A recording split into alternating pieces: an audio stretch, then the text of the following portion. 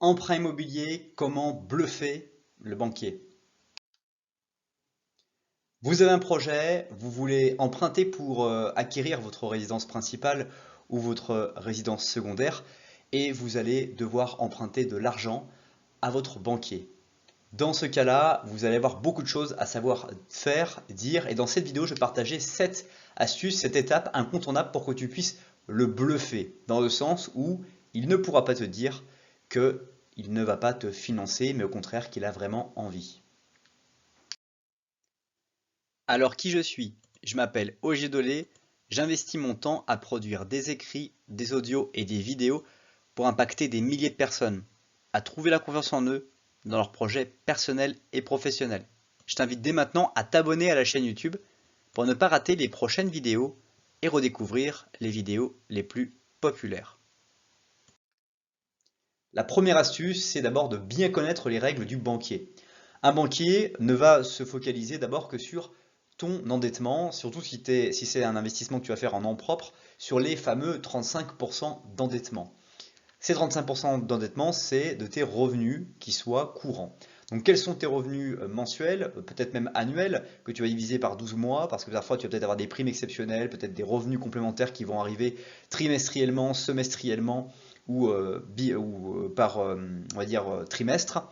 Donc dans ce cas-là, choisis de bien savoir ses revenus pour pouvoir lui faire calculer la mensualité maximum qu'il peut te donner pour ton emprunt immobilier, que ce soit encore une fois une résidence principale ou que ce soit un investissement pardon, locatif. Deuxième astuce, c'est de connaître son revenu annuel, on en a vu juste avant, c'est que votre salaire conditionne votre possibilité d'endettement. Si vous ne faites pas ce calcul avant d'aller le voir, vous n'arriverez pas à le bluffer parce que vous ne connaîtrez pas les règles du jeu auquel vous êtes en train de jouer. Vous avez peut-être déjà signé ce compromis de vente, vous avez vraiment envie de cette maison, de cet appartement, de ce bien immobilier de vos rêves, et vous voulez vraiment réussir à avoir ce financement-là. Donc une fois que vous avez ce montant signé, vous devez savoir quelle est la mensualité maximum qu'il va pouvoir vous donner avec peut-être l'autre personne avec qui vous allez vous associer pour acheter le bien en particulier. Vous allez avoir la capacité de savoir les revenus que vous avez et donc les règles du jeu que vous allez pouvoir respecter. Troisième astuce, c'est de connaître ses charges. Le banquier va observer plusieurs choses. D'abord les charges fixes et puis les charges variables. Pour les charges fixes, notamment le loyer que vous payez si vous êtes encore locataire, ou si vous êtes déjà dans un emprunt immobilier, le montant des dépenses que vous avez, si vous êtes dans ce bien immobilier acheté, s'il y a des recettes en face ou si vous arrivez à louer parce que c'est un investissement locatif, et il va, on va dire, regarder toutes vos dépenses courantes en charge fixe. La nourriture, éventuellement, les loyers que vous allez avoir, pour savoir un petit peu votre rythme de vie. Est-ce que vous êtes quelqu'un qui a un comportement bancaire sécurisé, ou est-ce que c'est quelqu'un qui va facilement flamber toute sa paye chaque mois, régulièrement, sur 3 mois glissants? Quand vous allez connaître vos charges et que vous allez voir un peu le bénéfice que vous faites mensuellement entre vos revenus et vos charges, mieux aussi vous pourrez être tranquille dans votre gestion personnelle budgétaire, mais aussi rassurer votre banquier. Présentez les pièces au bon moment. Votre dossier va être important parce que votre banquier n'a qu'une seule envie, c'est de s'ennuyer le moins possible. Il n'a pas envie de reconstituer votre parcours en recevant un mail par chaque pièce, pas forcément bien nommé. Vos pièces numériques que vous allez lui envoyer à un moment ou un autre par mail devront être très bien nommées avec le nom. Éventuellement, vous pouvez regarder sur le site internet ou directement sur ma chaîne YouTube les différentes formalités ou l'ordre dans lesquels envoyer votre dossier, avec les éléments comme vos 3 derniers bulletins de salaire, vos 3 derniers relevés de compte, vos 3 dernières quittances de loyer, votre situation personnelle, le fait que vous n'êtes pas en train de démissionner de votre entreprise, les revenus immobiliers que vous pouvez avoir, bref, plus vous allez nommer les choses correctement, mieux le banquier va pouvoir comprendre. Et ce que j'aime particulièrement faire, une valeur ajoutée à vos pièces que vous avez présentées, c'est un petit document Word, on appelle ça un Executive Summary, dans lequel vous allez expliquer votre projet sur une page A4 et pourquoi il est important que votre banquier le finance. Mais avant cela, je t'invite à partager cette vidéo avec une personne à laquelle tu penses et à l'apprécier pour permettre à l'algorithme de valoriser cette vidéo. Merci. Autre astuce, c'est déjà de demander également une offre défiant toute concurrence.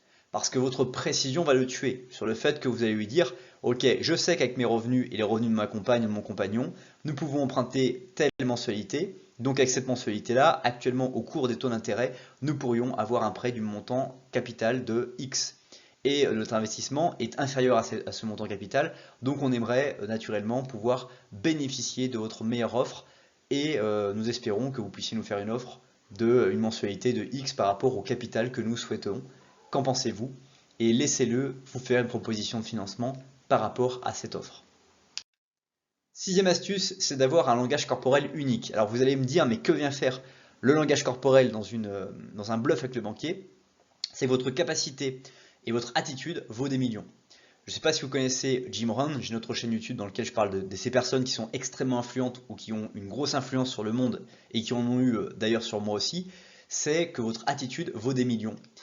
Votre manière de vous comporter, votre manière d'interagir, votre manière de vous mouvoir dans l'espace, de vous asseoir, d'être face à votre banquier, de réagir à ses mots, vont avoir un impact sur sa motivation à vous faire, à vous délivrer la meilleure offre possible. Mieux vous allez optimiser ces paramètres, et meilleure vous aurez une offre qui sera importante, et aussi que votre banquier aille défendre votre dossier auprès de son directeur d'agence, son directeur régional, ou éventuellement les tierces personnes qui vont agir dans l'acceptation de votre offre. Enfin, dernière astuce, c'est de demander un dernier geste. Vous avez une offre de financement, vous allez l'appeler et lui dire, bon, vous savez que de toute façon, depuis le début, vous êtes en concurrence. Quelle est votre meilleure offre? Qu'est-ce que vous pourriez faire de mieux? Alors évidemment, il va vous demander une meilleure offre que ça, mais vous lui dites, écoutez, moi je suis partisan que le meilleur gagne. Et vous aussi, quand vous regardez un match de foot, vous vous attendez à ce que le meilleur gagne sans savoir le jeu de l'adversaire. Et bien là, c'est pareil.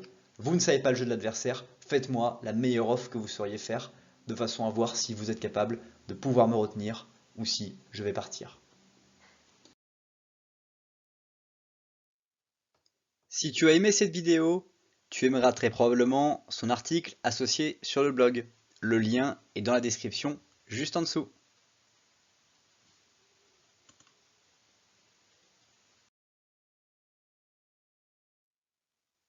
Aussi, et pour conclure cette vidéo, je t'invite à découvrir la dernière vidéo YouTube de la chaîne qui se trouve sous la flèche bleue ou directement à observer une vidéo adaptée au contenu que tu regardes en ce moment sous la flèche rouge. À bientôt!